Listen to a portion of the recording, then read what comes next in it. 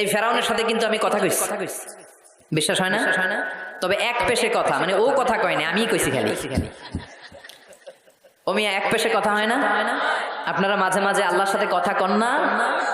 বলি না আল্লাহ রে অসুস্থ, তুমি দেখো না, সুস্থ করে দাও আল্লাহ।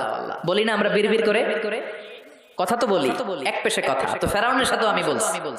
মিশরে যে আমার অনেক আকাঙ্ক্ষা ছিল যে এইটারে দেখতে হবে আগে, তো ফ্রিতে দেখেছি, ফর ফ্রি। আমাদের আল আজহার ইউনিভার্সিটির যে কার্ড ছিল, ওই কার্ড ছিল জামিয়াতুল আজহার শরীফের কার্ড, ওটা দিয়ে আবার ফ্রিতে অনেক জায়গায় যাওয়া যায়। তো একবারই দেখেছি আমি মিশরের রাজধানী কায়রোর যে জাতীয় জাদুঘর, ওদের রয়্যাল মমিস চেম্বারের সেকেন্ড ফ্লোরে ওকে শোয়া রাখা হয়েছে। তো অনেক আশা ভরসা নিয়ে গেলাম, ঢুইকাই দেখি ওই রুমের ভিতরে ফেরাউন চাচা শুয়ে রয়েছে। তো যেই ফেরাউনকে জিজ্ঞেস করলাম, হেই ম্যান হোয়াটস আপ, কেমন আছো, কিন্তু ওর মুখ দিয়ে কোনো কথা নাই। অনেক কিছু জিজ্ঞেস করলাম যে তুই এত বড় কলিজা হইলো কেমনে, তুই আমার নবী মুসারে ধমক দিলি কি করে? আল্লাহর পয়গম্বরকে তুই ধমক দিয়েছিস, তোর এত বড় বকের পাটা কেটে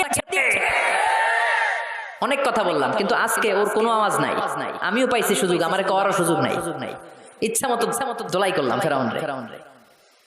আল্লাহু আকবার। ওর ধমকিতে নাকি মিশরের জমিন কাঁপতো, কিন্তু আজকে ওরে শুটকি বানায় রাখছে কে?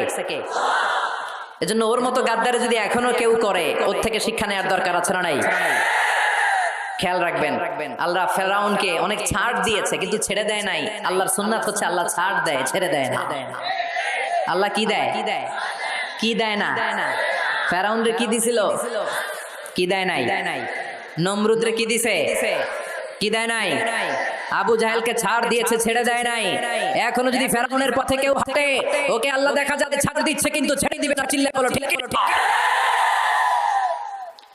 পৃথিবীতে কেউ তো স্থায়ী হয় না, হোক না সে ফেরাউন কিবা নমরুদ। কেউ ভাবে চিরদিন রয় না, কেউ ভাবে চিরকাল রয় না। পৃথিবীতে কেউ তো স্থায়ী হয় না, হোক না সে ফেরাউন কিবা নমরুদ। কেউ ভাবে চিরদিন রয় না। জোরে বলেন ঠিক কিনা?